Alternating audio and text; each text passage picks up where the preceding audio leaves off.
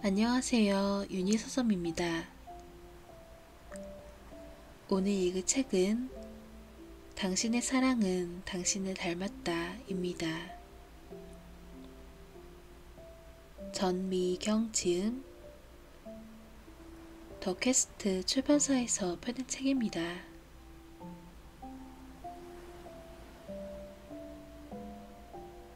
나를 왜 사랑해? 에 대한 가장 적절한 대답. 나를 왜 좋아해? 좀 사귄 사이에서 연인에게 흔히 물어보는 질문입니다. 실은 대답은 뭐든 상관없습니다. 네 쇄골이, 네 발가락이 예뻐서라고 대답해도 말입니다. 상황과 맥락에서 그 대답을 하는 태도가 중요한 거지요. 단지 그윽하게 연인의 눈을 쳐다보면서 진심을 담아 상대방의 무언가를 찬양하면 됩니다. 물어보는 사람도 정확한 답변을 원하는 건 아닙니다. 내가 너에게 이런 질문을 할 수 있는 특별한 사람이라는 지위를 확인받고 우리가 인생에 하나도 도움되지 않는 스몰 토크를 할 수 있는 사이라는 걸 확인받는 것이 가장 중요합니다. 그러니 질문받았을 땐 아무 답변이나 내키는 대로 성실하게 해주면 됩니다. 이왕이면 상대의 머리를 쓰다듬거나 손목이나 이마에 입맞춤하는 경위를 포함해서 해주면 그 효과는 더 좋습니다. 여기까지가 좀 사귄 사이에서 왜 나를 사랑해? 라는 질문에 대한 대답이고요. 처음에 왜 그 사람을 연인으로 택하였고 사랑을 시작했는가에 대한 질문을 답하자면 조금 복잡합니다. 실은 나 자신도 그 이유를 모를 때가 많기 때문입니다. 그냥 호감이 가서 혹은 매력이 있어서가 쥐어짜는 답일 것입니다. 얼굴이나 몸매가 예뻐서, 돈을 잘 벌어서 등의 잘 알려진 외적인 조건들이 있지만 우리는 때로는 알 수 없는 이유로 조건과 상관없이 상대를 좋아하기도 하지요. 답변을 드리겠습니다. 우리가 누군가와 사랑에 빠지는 이유는 두 가지입니다. 첫 번째는 결핍의 욕구이고 두 번째는 욕망의 욕구입니다. 먼저 결핍의 욕구를 예로 들면요. 부모에게서 감정적인 배려를 못 받고 큰 사람은 상대방의 애정을 갈구하게 됩니다. 누군가가 나에게 따뜻한 온기를 나누어 주면 그 사람에 대한 감정이 금세 커집니다. 어린 시절에 아버지의 부재로 마음이 허했던 사람이 나중에 연인으로 나이차가 많은 사람을 선택하는 것도 같은 경우입니다. 욕망의 욕구를 살펴보면요. 내가 음악을 좋아하는 사람일 때 유명한 피아니스트를 보면서 대리만족이나 동경을 합니다. 내가 글쓰기에 대한 욕망이 있는 사람이라면 좋아하는 작가의 작품을 하나하나 읽으면서 작가와 마치 일대일 대화를 나누는 듯한 느낌에 행복하기도 합니다. 우리가 누군가와 사랑에 빠지는 건 이렇게 자신의 결핍과 욕망의 요소가 작용해서입니다. 그러니 끌리는 지점이 사람마다 다르고 전혀 객관적이지 않은 거지요. 예를 들어 어린 시절부터 주위에서 은근히 왕따를 당해왔다면 나의 존재 자체를 인정해주는 연인에게 가산점을 마구 주고 그 밖의 부분은 의식적 혹은 무의식적으로 무시합니다.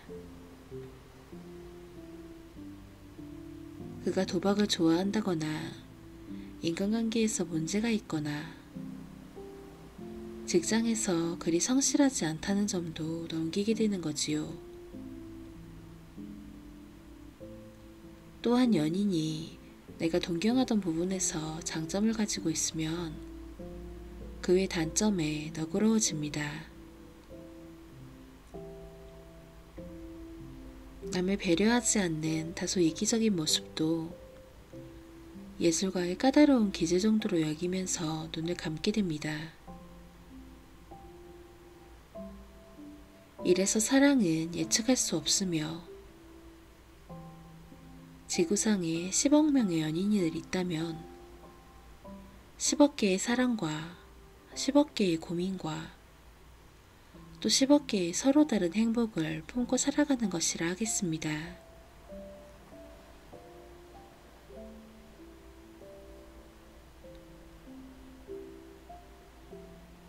사랑하는 사람에게 절대 해서는 안 될 말.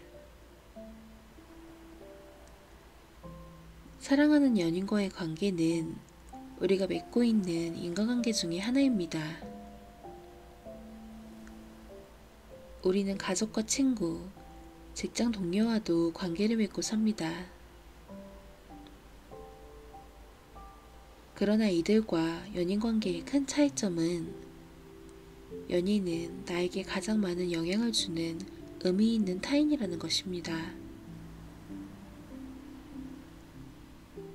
의미 있는 타인이란 내가 매우 좋아하고 나를 매우 좋아하는 사람입니다. 나와 많은 시간을 함께 나누는 사람, 정서적으로 나랑 깊게 연결되어 친밀감이 형성되어 있는 사람입니다. 또한 절대적인 신뢰를 보내는 사람이자 인생의 중요한 결정 사항에 대해 가장 먼저 고려하게 되는 사람입니다. 궁극적으로 나의 자존감을 올려주며 나의 세계를 확장시키고 나의 성장을 촉진시키는 존재입니다. 그런데 우리는 그만큼 친밀하다는 이유로 연인에게 상처 주는 말을 할 때가 있습니다. 시간이 흘러 서로 가까워질수록 더 이상 상대방에게 잘 보일 필요가 없는 오래된 연인이 될수록 이런 경향은 두드러집니다.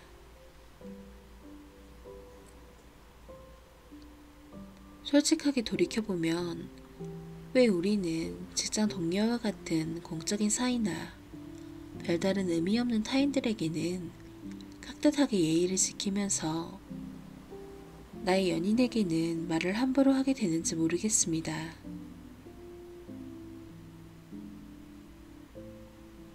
사이가 좋은 연인이 갈등 없는 관계를 의미하지는 않습니다. 갈등의 내용이나 횟수보다는 갈등을 다루는 의사소통 방식이 관계의 질을 결정합니다. 갈등이 있다는 얘기는 너와 내가 다르다는 것을 서로 인지하고 조율한다는 의미이며 갈등 그 자체보다는 조율이 잘 되느냐 안 되느냐가 중요합니다. 갈등 자체가 없다는 건 두 사람이 서로에게 솔직하게 자기를 드러내지 않거나 누구 하나가 일방적으로 상대방의 욕구에 맞추어주고 있다는 얘기입니다. 그래서 적당히 거리를 두는 의미 없는 타인과의 관계에서는 갈등 자체가 안 생깁니다. 어떤 목적을 달성하면 그 관계는 그걸로 성공적인 마무리가 되니까요. 연인 사이의 의사소통에서 취해선 안 될 태도가 딱 두 가지 있습니다. 바로 경멸과 냉소입니다. 경멸은 상대방을 무시하고 모욕감을 주는 행위입니다. 냉소는 만사의 부정적인 태도로 상대방을 평가하는 것입니다. 네가 하는 일이 다 그 모양이지. 너 하는 말이 다 짜증나.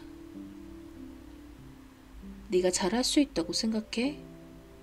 등의 멘트가 경멸과 냉소를 보여주는 대화입니다. 어찌 연인 사이에 저런 말을 하냐고요? 물론 사이가 좋고 평화로울 때야 서로 오고 가는 말이 곱습니다. 그러나 갈등 상황이 닥치면 의외로 이런 태도로 다투게 됩니다. 직접적으로 이런 말을 하지 않더라도 의사소통에서는 말의 내용뿐만 아니고 어투나 뉘앙스, 얼굴 표정이나 몸짓, 태도도 많은 것을 전달합니다.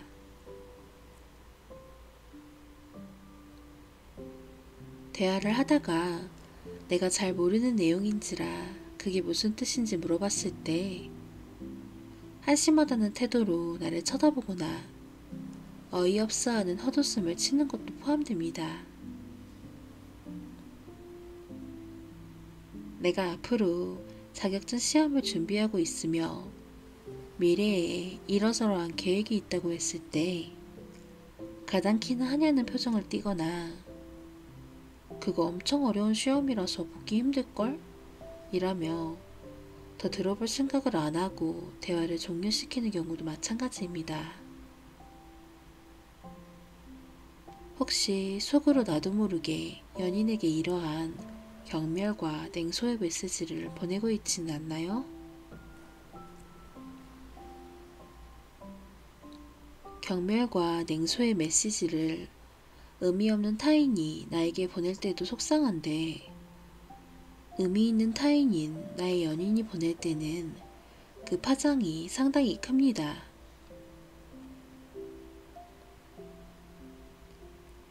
의미 없는 타인의 말이야 흘려보낼 수 있고 잠깐 짜증이 날 수도 있으며 화가 날 때는 따지기도 합니다. 물론 연인에게도 여러 방식으로 대응을 하겠지만 연인이 보내는 경멸과 냉소의 메시지는 나의 자기 개념을 수정하게 만든다는 점에서 다릅니다. 나는 못났구나. 나는 무식하구나. 나는 사랑받을 수 없는 사람이구나. 라는 생각이 드니까요. 나에게 가장 의미 있는 타인이 하는 말을 어찌 흘려들을 수 있겠습니까? 연인과의 관계에서 예쁘다, 사랑스럽다라는 긍정적인 멘트보다 이런 경멸과 냉소의 멘트가 미치는 파장이 훨씬 큽니다. 두고두고 잊히지 않고 곱씹게 됩니다. 상처를 받아 나의 깊숙한 자아에 그 흔적이 남기 때문입니다. 후에 연인이 자기의 경솔함을 사과하여 겉으로야 괜찮다고 말할지라도 속으로 진짜 괜찮아지지는 않습니다. 그래서 듣기 좋은 말을 10번 하는 게 중요한 것이 아니고 연인 사이에 하지 말아야 할 말을 한 번이라도 안 하는 것이 중요합니다. 실은 이건 연인 관계에서 뿐만 아니고 일반적인 인간관계에서도 꼭 명심해야 합니다. 알게 모르게 경멸과 냉소의 말버릇이 든 사람을 우리는 비호감이라 생각합니다. 가까이 하고 싶지 않은 사람이지요. 정도를 지나치면 무례한 사람이 되고요. 나의 연인을 위해, 그리고 나 자신의 품격을 위해 나의 의사소통 방식에서 경멸과 냉소를 멀리 벗어버립시다.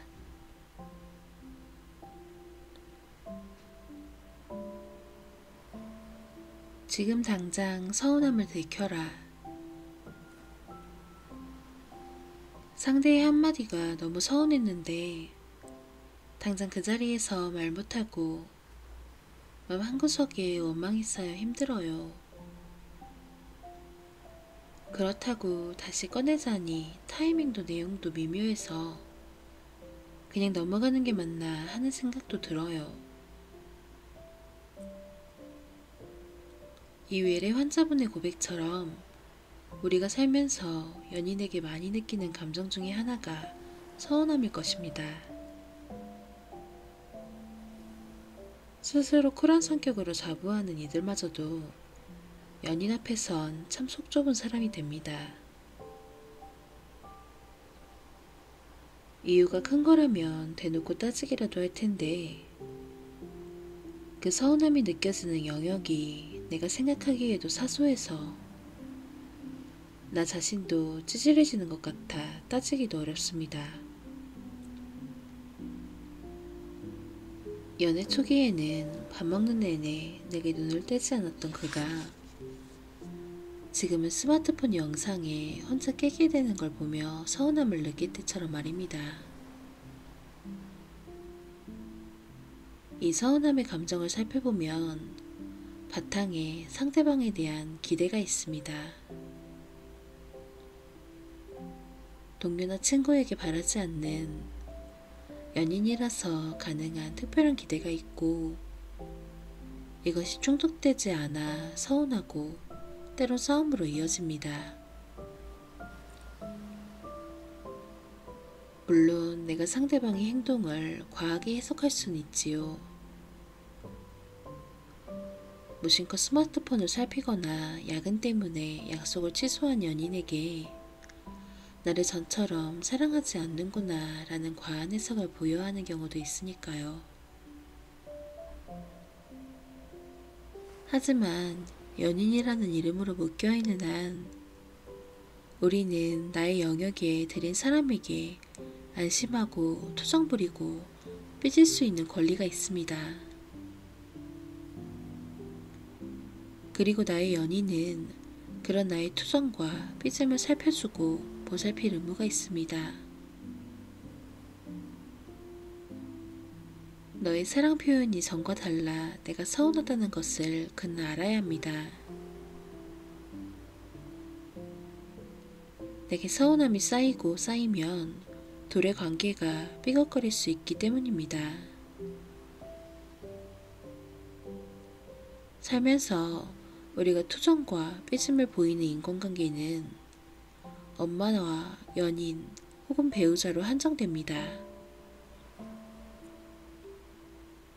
이 특별한 지위를 믿고 서운함이 올라올 때는 연인에게 표현을 하시길 권합니다. 우리가 연인에게 싫은 소리를 못하는 이유는 스스로에게 솔직하지 못하기 때문입니다. 그 경우는 어떤 일이 생길 때 내가 그리 이해해 주어야 한다면서 내 솔직한 마음을 억누르고 배려하는 경우가 대부분일 겁니다.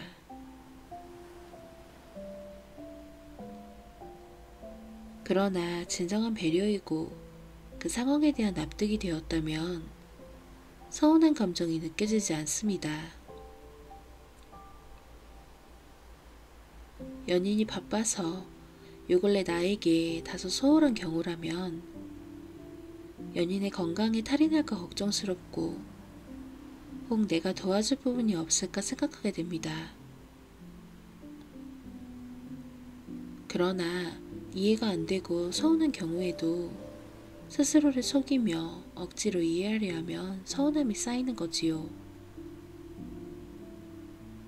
속으로는 이게 아닌데 싶으면서도 억지 미소와 바람직하고 적절한 멘트로 상황을 마무리 지으며 말입니다. 우리는 왜 이렇게 솔직하지 못할까요? 연인 사이이기는 하지만 싫은 소리를 하면 사이가 어색해질까봐, 그에게 미움받을까봐, 이미지 메이킹을 위해 성격 좋은 사람으로 보이고 싶어서 등의 이유일 것입니다. 여러 이유가 있지만 궁극적으로 나는 그에게 잘 보이고 싶고 관계를 유지하고 싶으며 그러기 위해서 나름의 노력이라는 것을 하는 거지요. 그러나 이런 솔직하지 못한 모습은 내면에서 올라오는 불편함을 꾹꾹 누르고 서운한 감정을 쌓이게 만듭니다. 또한 내가 진정 어떤 사람인지 그에게 보여줄 수 있는 기회를 미리 차단하게 되어 관계가 깊어지는 것을 방해합니다. 그와의 데이트가 더 이상 즐겁지 않습니다. 참고 참은 불편함은 어떤 계기로 폭발하게 될 수도 있습니다. 돌이킬 수 없는 큰 싸움으로 산불처럼 번지기도 하고요. 연인의 무심함이나 무례함을 그때그때 풀지 못하고 쌓아두다가 견디다 못해 일방적인 이별 통보를 하는 연인도 봤습니다. 토정과 삐짐은 표출하면서 내가 찌질해 보일까봐 걱정은 안 하셔도 됩니다. 우리가 엄마에게 삐진 티를 낼 때 내가 얼마나 못나 보일지 걱정하지는 않습니다. 연인은 나의 이런 토정을 애교로 받아들일 겁니다. 배려가 필요한 상황에 투정을 부리는 철없는 연인이 되어서도 안 되겠지만 애교의 표현으로 서운함을 세련되게 전할 수 있는 기회를 그냥 날려버리는 공 같은 연인이 되어서도 안 됩니다. 이 선을 잘 타는 당신은 상대방에게 매력 넘치는 연인이 될 것입니다.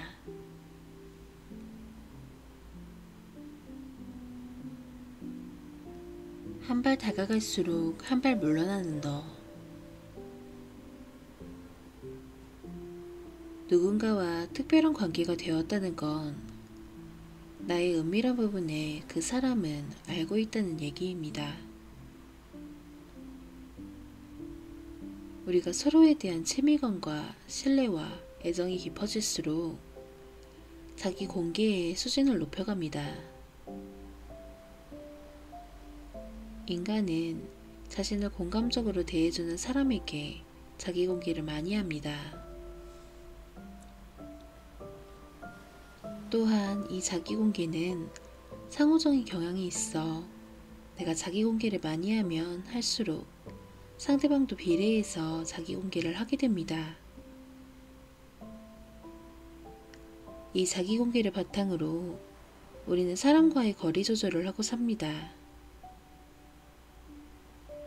즉 누구에게 무엇을 어떤 단계에서 공개할 것인가를 끊임없이 고민합니다. 친구나 직장 동료나 사회적으로 아닌 지인까지 우리는 각각 다른 거리에서 각자 다른 수준의 자기 공개를 하며 세상을 살아갑니다. 자기 공개가 많아지고 깊어질수록 서로 공유하는 영역이 넓어지고 서로의 생각이나 행동을 예측하게도 됩니다. 그러므로 갈등이 줄어들고 서로를 안전기지로 자각하게 되어 편안함을 느낍니다. 세상은 모르는 나의 이기심, 질투, 초라함까지도 나의 연인에게만 안심하고 털어놓게 되는 거지요. 하나씩 껍질을 벗고 자기의 속살을 드러낼수록 둘만의 세상은 점점 더 크고 견고해집니다. 그런데 살면서 이런 자기 공개가 잘 안되는 이들이 있습니다. 바로 회피형 애착이 형성된 사람들입니다. 애착 이론은 주로 아이들을 양육하고 교육하는 데 잘 알려진 이론입니다. 그러나 어린 시절에 형성된 애착을 바탕으로 성인기 애착에 대해서도 연구가 이루어졌고, 심리학자 하장과 세이버는 아래 표와 같은 매우 간단한 질문을 제시합니다. 성인기 애착 질문지. 이 질문들은 낭만적인 연인 관계에서의 당신의 경험과 관련이 있습니다. 잠시 시간을 내어 자신의 경험에 대해 생각해보고 다음 질문에 답하십시오. 아래의 세 가지 자기 설명 A, B, C를 읽은 다음 여러분이 연인과의 관계에서 어떻게 느끼는지 가장 잘 설명하는 곳에 체크하세요. A. 나는 다른 사람들과 친해지는 것이 다소 불편합니다. 나는 그들을 완전히 신뢰하는 것이 어렵습니다. 남들에게 의지하는 것을 어렵다고 느낍니다. 나는 누군가 너무 가까이 다가올 때 긴장합니다. 종종 다른 사람들은 내가 편안함을 느끼는 정도보다 더 친밀해지기를 원합니다. B. 나는 다른 사람들과 친해지는 것이 비교적 쉽습니다. 남들에게 의지하는 것도 편하고 나에게 의지하는 것도 편합니다. 나는 누군가에게 버림받거나 누군가 나에게 너무 가까이 다가오는 것에 대해서도 걱정하지 않습니다. C. 다른 사람들은 내가 원하는 만큼 나와 친해지고 싶지 않은 것 같습니다. 나는 종종 연인이 나를 진정으로 사랑하지 않거나 나와 함께 있고 싶어 하지 않을까봐 걱정합니다. 나는 연인과 매우 가까워지고 싶고 이 점이 때때로 상대방을 부담스럽게 합니다. A는 연인을 신뢰하지 못하며 그들로부터 정서적 거리를 두고 다소 독립적인 관계를 선호하는 회피적 애착이 형성된 사람들입니다. 이들은 스트레스를 받을 때 위안을 구하기보다는 멀찌감치 물러나게 됩니다. B는 연인을 신뢰하며 지지와 위안을 얻기 위해서 연인에게 다가가는 것이 어렵지 않은 안정적 애착이 형성된 사람들입니다. C는 버림받을까봐 끊임없이 걱정하고 연인이 할 수 있는 수준보다 더 강력하게 친밀한 관계를 바라는 양가적 애착이 형성된 사람입니다. 힘든 일이 있는 경우 내 안으로 숨는 사람들은 주로 회피적 애착이 형성된 사람입니다. 세상과 타인과 연인에 대한 믿음이 없기 때문에 힘든 일은 혼자 견디고 이겨내야 한다고 생각하는 사람들입니다. 내 연인이 이런 애착 유형이라면 애달파할 수밖에 없습니다. 힘든 상황이 오면 애인과의 관계가 소원해지고 나를 필요로 하지 않는 모습 때문에 마음이 아프지요. 혹 내가 잘못한 것이 있나, 내가 도움이 안 돼서 나에게 말을 하지 않나 싶어 내 안에서 이유를 찾곤 합니다. 그러나 이는 나의 문제가 아닌 그의 문제라는 것을 알면 좀 마음이 편해지실 겁니다. 어릴 때 형성된 애착이 평생 가느냐고 묻는다면 그건 아닙니다. 살면서 나에게 의미 있는 여러 타인을 만나면 회피적이거나 양가적인 애착을 가진 사람도 안정적인 애착의 모습을 띌 수 있습니다. 가장 많은 영향을 주는 사람은 안정적 애착을 가진 연인이나 배우자입니다. 안정적 애착을 가진 사람들은 보다 열정적으로 세상을 탐색합니다. 어떤 문제를 해결하는데 최선의 노력을 하고 끈기를 보입니다. 그리고 좌절 상황에서 남들에게 적절한 도움을 구합니다. 힘들 때 솔직하게 정서적 위안을 구하는 사람들입니다. 즉 그들은 자율성과 의존성 사이에 적절한 균형을 가지고 있으며 상황과 맥락에 맞게 모두 변화를 해가며 인간관계를 운영하는 사람들입니다. 2020년 방영한 드라마 청춘기록의 사회준과 안정화를 보면 안정적 애착을 가진 남녀가 만나 서로의 사랑을 키워가는 과정이 잘 그려져 있습니다.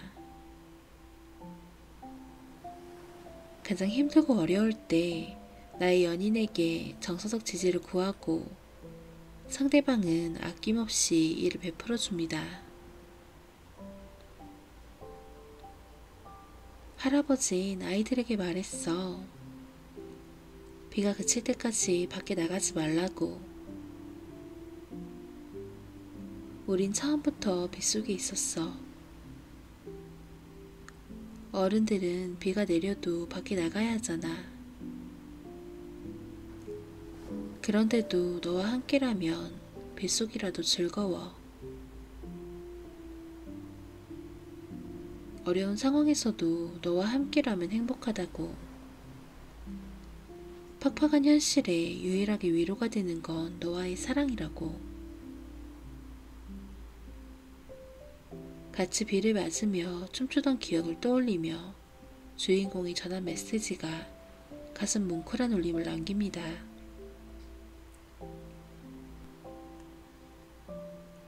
새로운 형태의 인간관계를 학습하고 경험하고 느끼면서 안정적 애착의 모습으로 바뀌어간 사람들을 주변에서 종종 봅니다. 내 연인의 애착 유혹 이전에 혹 내가 가지고 있는 애착 문제를 한번 살펴보면 어떨까요? 나의 안정적 애착은 나를 넘어서 나의 연인에게서 안정적 애착을 끌어내는 강력한 힘이 될 수 있기 때문입니다. 그건 나와 내 연인의 사랑을 더욱 깊게 만들어줄 것입니다.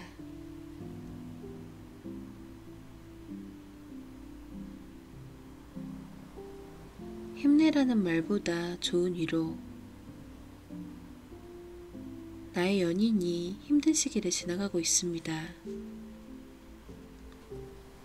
연락도 뜸해졌고 당장 내가 도울 일이 없다는 것이 나를 힘들게 합니다. 하루에도 몇 번씩 힘내라고 위로하고 싶습니다. 그런데 이런 말도 부담이 되나 봅니다. 회사에도 인간관계도 뜻대로 되지 않는 와중에 그의 아버지가 디스크 진단을 받게 됐던 소식을 들었습니다. 이런 일이 두어 달 사이에 연달아 터지다 보니 그는 혼자 많은 걸 속으로 사귀며 힘든 하루를 보내고 있습니다. 그가 다시 장난을 좋아하고 씩씩한 모습을 되찾으리라고 믿지만 그래도 견딜 수 있을 만큼의 실험만 겪었으면 좋겠습니다.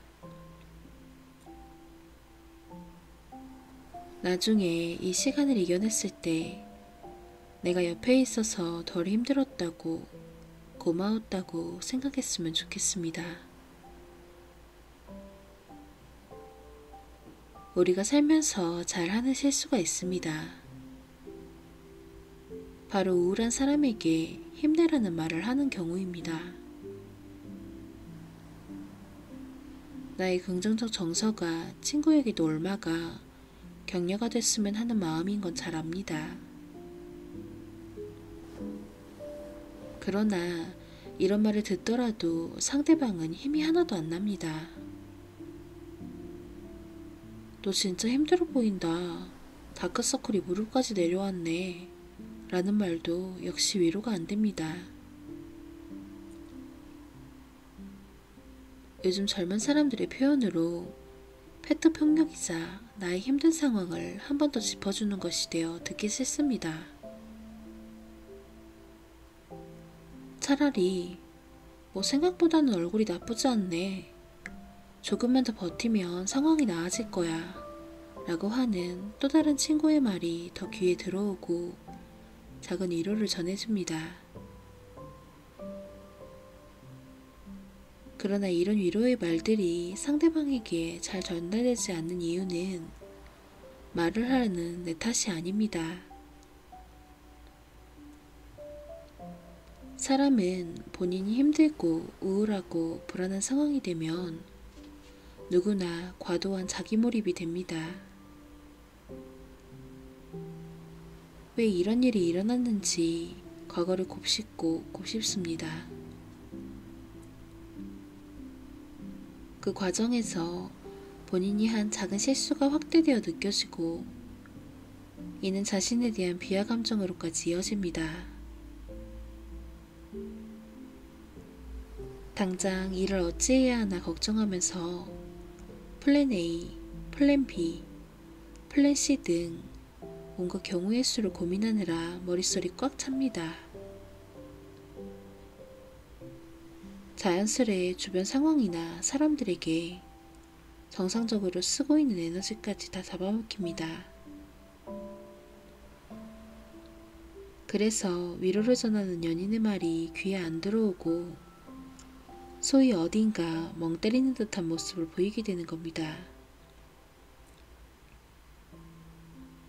누군가는 이런 자기 몰입이 과해 껍질 안으로 숨어 들어가는 듯한 언뜻 회피의 방어 기제를 쓰기도 합니다. 그러나 실은 힘든 일이 자신의 모든 생각과 감정을 차지하고 있어서 나 말고 타인들에게 나누어질 에너지가 없다는 것입니다. 그래서 연인과의 약속을 취소하며 무슨 일이라고 묻는 연인에게 상황을 설명할 에너지도 안 생기는 거지요. 그러면 이런 연인에게 우리는 어찌해야 할까요?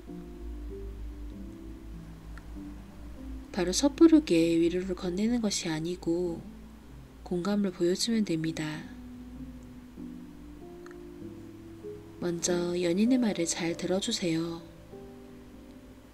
쉬운 것 같아도 쉽지 않습니다.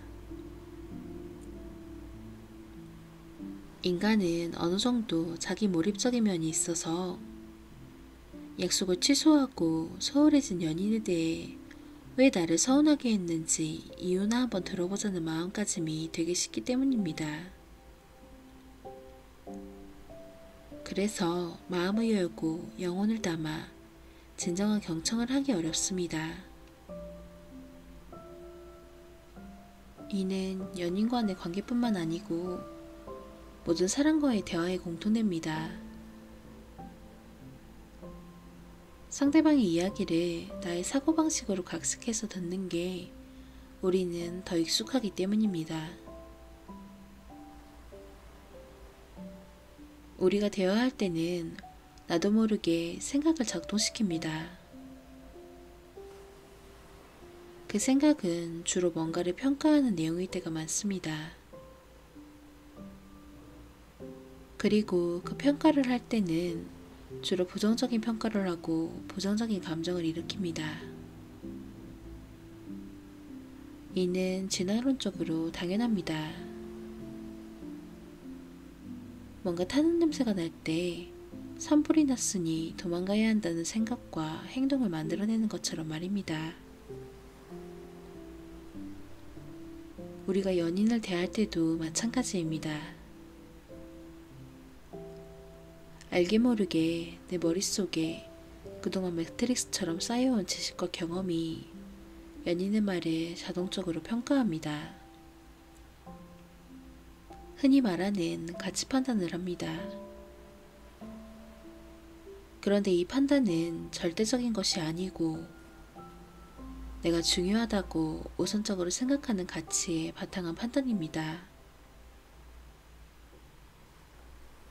회사 다니는 것이 힘들다는 연인의 말에 요즘 취업도 힘든데 더 참고 다녀봐 라고 답하는 건 나의 가치관에 부합되지 않는 타인의 생각과 행동에 틀리다라는 도덕주의적 판단을 한 것입니다.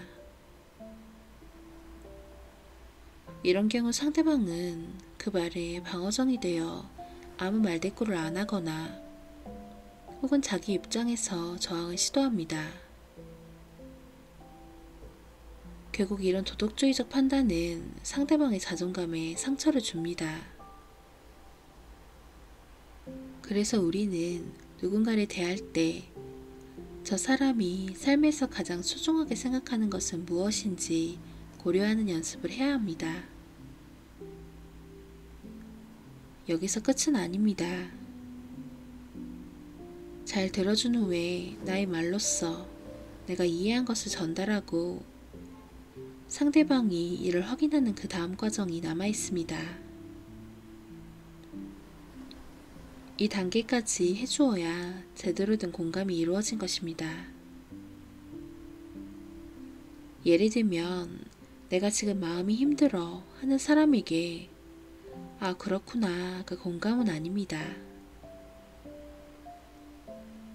그렇구나 그래서 며칠 동안 어찌 지낸 거야? 표정이 안 좋았던 것이 그래서였구나 하는 것까지 나아가야 합니다. 상대방의 생각과 감정을 이해하고 이를 표현해 주는 겁니다. 감정의 결과적인 강도까지도 알아봐 주는 겁니다. 상대방이 말로 뱉은 내용 말고도 비언어적 얼굴 표정과 몸짓의 뉘앙스까지 읽어주는 겁니다. 이 단계를 넘어서는 공감의 최고봉은 상대방의 숨겨진 감정과 요구까지도 읽어주는 일입니다. 어련히 네가 알아서 결정할 텐데 엄마가 그리 말씀하시니 섭섭하지. 엄마가 너를 믿지 못한다고 느껴져서 속상했구나. 부장님이 네가 한 일에 대해서는 인정해주기를 바랐는데 그러지 않아서 화가 났구나 하는 것 말입니다. 이런 수준 높은 공감은 상대방에게 자기 몰입적인 태도를 벗어나 연인과 함께 이 어려움을 나누고 싶은 마음이 되게 합니다. 정서적 지지를 해달라고 당당히 연인에게 요구하며 본인을 드러내게 해줍니다.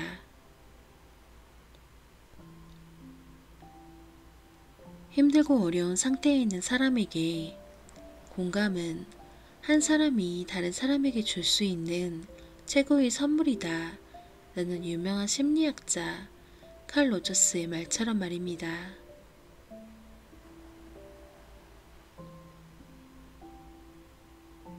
건강하게 싸우고 화해하는 대화법. 서로 살아온 환경, 성격, 입장이 다 다른데 가장 친밀하고 은밀한 관계를 맺는 사이가 연인이다 보니 우리는 연인과 자주 싸우곤 합니다. 연애 초반에는 서로가 조심스러워 상대방에 맞춰 내 욕구를 어느 정도 누르지만 연애가 지속될수록 원래 모습이 드러나게 되기에 자기 주장을 하고 없던 말다툼도 생깁니다. 어쩌면 당연한 일입니다. 그래서 저는 너무 과하지 않다면 연인 사이에 싸우는 과정을 나쁘게 생각하지 않습니다. 이제 많이 친해져서 자기 본성을 드러내는구나. 누구 한 명이 일방적으로 욕구를 희생하지 않는구나. 이런 과정을 거쳐 서로에 대해 잘 알게 되겠구나. 조율이라는 성숙한 과정을 겪겠구나. 같은 마음이 들면서 이 과정을 거쳐 관계가 짙어지리라 생각을 합니다. 또 동시에 마음껏 삐지고 토라질 수 있는 관계에 사람이 있다는 것에 축하를 보냅니다. 우리가 삐지고 토라지는 것은 주로 엄마에게 하는 행동입니다. 엄마가 조건 없는 내 편임을 알며 어떤 말을 하더라도 나를 지켜주고 사랑할 거라는 확고한 믿음이 있으니까요. 회사의 과장님이 나에게 경우 없게 대했어도 속으로 삭히고 친한 친구에게 뒷담화를 하고 말지 나의 불편한 심기를 있는 그대로 드러낼 생각은 안 하니까요. 그러니까 삐지고 털어질 수 있는 연인이 있다는 것이 행운이라는 말입니다. 물론 싸움 중에도 바람직하지 못한 싸움이 있습니다. 주로 나의 불편한 마음이 상대방에게 토사될 경우입니다. 예를 들어 남자친구가 회사에 비상사태가 생겨 부서 회의에 프레젠테이션 발표에 야근에 정신이 없어서 전화를 못할 수 있습니다. 그럴 때 나에 대한 사랑이 식은 거 아니야? 라면서 닥달하는 경우입니다. 나 자신의 불안감을 아무 문제가 없는 상대방에게 투사한 거지요. 비슷하게는 너무 피곤해 매일 하던 자기 전 통화를 못하고 잠이 들었는데 다음날 일어나 보니 부재중 전화가 20여 통이 와 있으며 전화를 안 한 문제로 나를 무시한다며 싸우는 경우입니다. 혹은 커플 모임에 나간 남친이 친구의 여친에게 외모도 출중하시고 유명한 회사에서 능력도 인정받고 계시니 얘가 전생에 나라를 구했나봐요 라는 인사치레를 했는데 나는 그 사람보다 얼굴도 안 예쁘고 다니는 회사도 조그마한데 혹시 나에 대해 아쉬운 생각을 하고 있는 게 아니냐는 생각이 불쑥 듭니다. 갑자기 전화를 걸어 내가 그리 마음에 안 차면 왜 사귀었느냐고 밑도 끝도 없이 시비를 겁니다. 이는 어떤 상황을 객관적으로 보지 못하고 나의 왜곡된 필터로 해석한 결과를 상대방에게 해명하라 요구하는 태도입니다. 상대방은 별 생각 없이 한 행위에 대해 혼자만의 소설을 쓰는 것입니다. 그래서 혹시 내가 그런 성향이 있나, 내 연인을 힘들게 하고 있지는 않나, 객관적으로 볼 필요가 있습니다. 연인과 건강하게 싸우고 화해하여 긍정적으로 두 사람의 관계가 더 깊어지고 돈독해지길 원하는 사람에게 저는 마셜 B. 로젠버그의 비폭력 대화를 소개합니다. 이 대화법은 연인만이 아닌 일반 관계에서도 아주 유용합니다.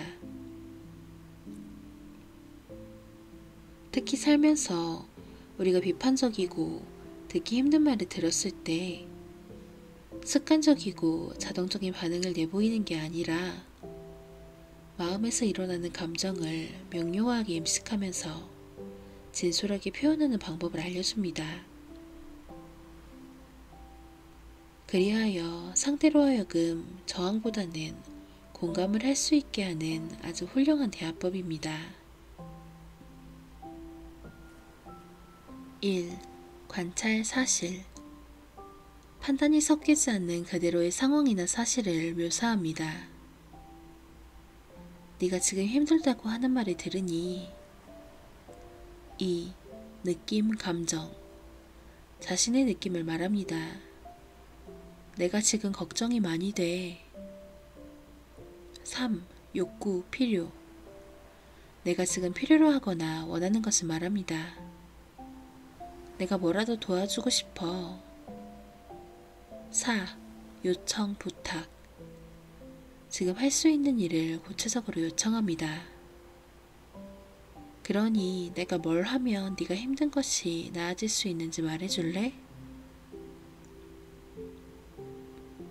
얼핏 쉬워 보이지만 막상 해보면 쉽지는 않습니다. 왜냐하면 우리는 많은 경우 관찰이나 사실이 아닌 판단이나 해석을 하기 쉽습니다. 그리고 자신의 느낌과 감정의 뉘앙스와 색깔을 정확히 표현하는 연습을 하고 산 적이 없습니다. 또한 여인 사이에 욕구를 표현하는 것이 난감할 때가 있고 그 욕구라는 것이 명확하지 않을 수도 있습니다. 예를 들면 우리의 사랑이 영원하길 원한다는 그런 욕구 말입니다. 또 나도 정확히 뭘 원하는지 모를 때가 있습니다. 상대방이 전화를 하루에 5통 이상 해주면 나의 외로운 감정이 해소될지 안 될지 그조차 잘 알 수 없기 때문입니다. 비폭력 대화는 나를 들여다보고 내가 원하는 것이 무엇인지 잘 알게 해줍니다.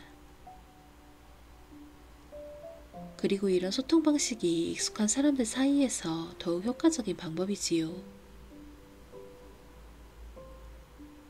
대부분의 연인들은 상대방이 나의 서운함을 미리 알아주길 원하고 거기에 맞는 합당한 방식으로 나의 토라짐을 풀어주길 원합니다. 이는 모든 상대에 대한 기대가 있기 때문입니다. 나의 연인이 내가 말하지 않고 표현하지 않으면 나의 감정과 욕구를 잘 모른다는 전제를 가지고 대합시다. 원하는 바를 꼭 집어서 표현해 봅시다. 이런 솔직함이야말로 건강한 싸움을 통해 연인과의 관계를 더 좋게 만드는 길이니까요.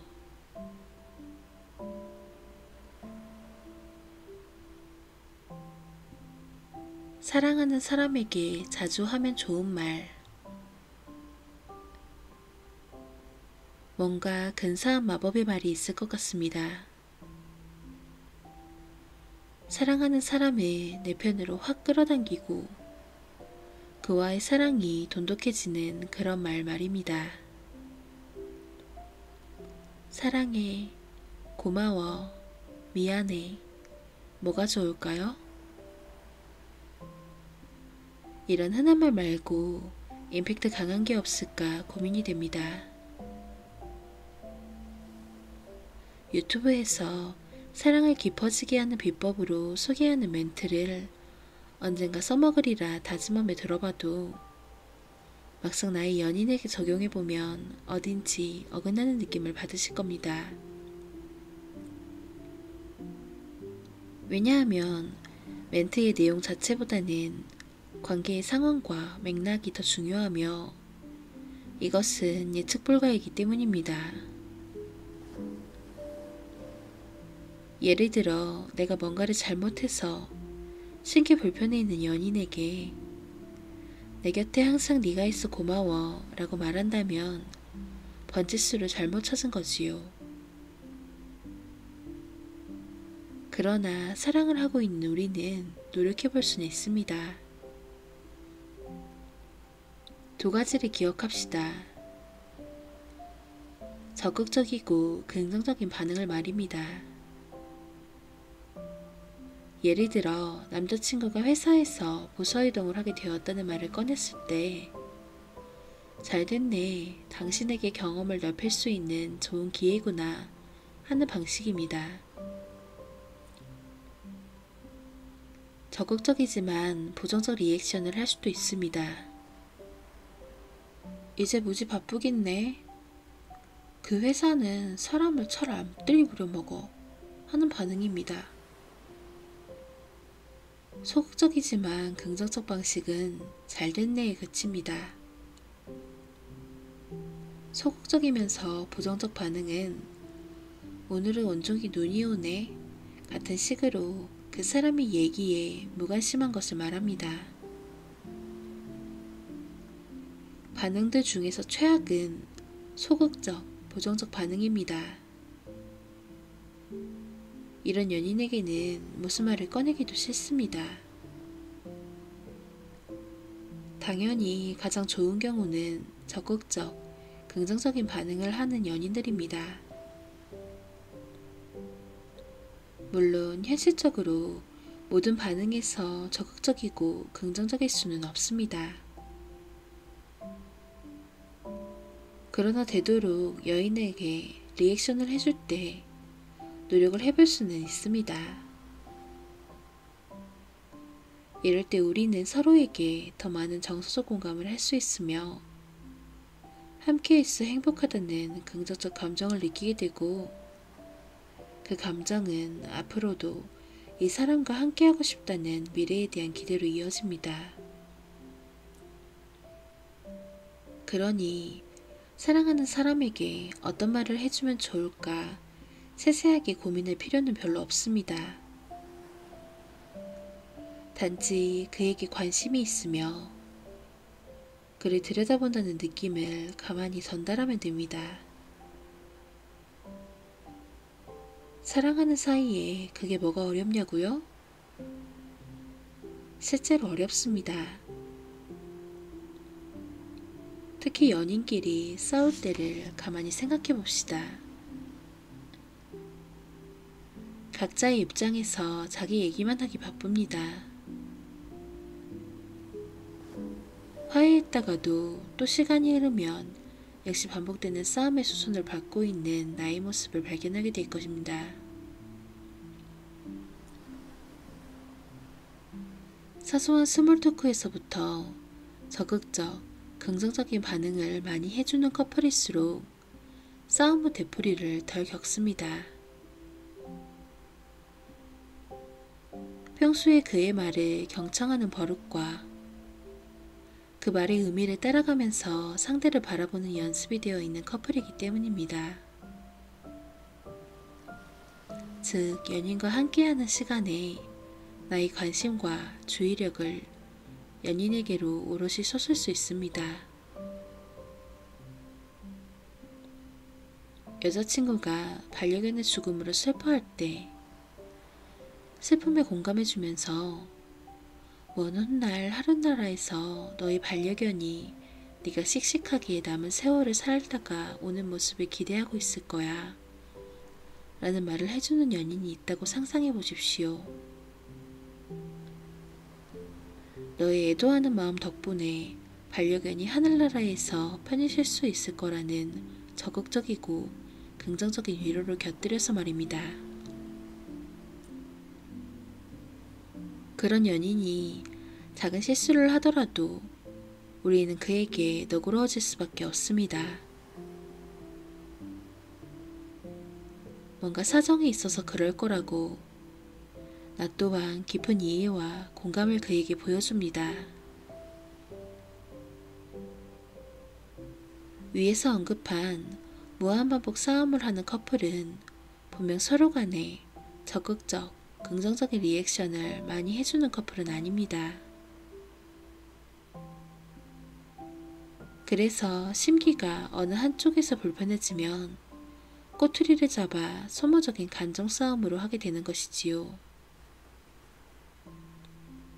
자, 지금부터는 나의 연인을 들여다보는 연습을 해봅시다. 그의 말과 마음을 따라가면서 그에게 내가 당신을 보고 있다는 메시지를 전해줍시다. 정말로 다행인 것은 이런 적극적, 긍정적 리액션은 의식적인 연습과 노력을 통해 갈고 닦을 수 있다는 점입니다. 연인을 사랑하는 당신의 마음이 얼마든지 그 동력이 되어줄 겁니다.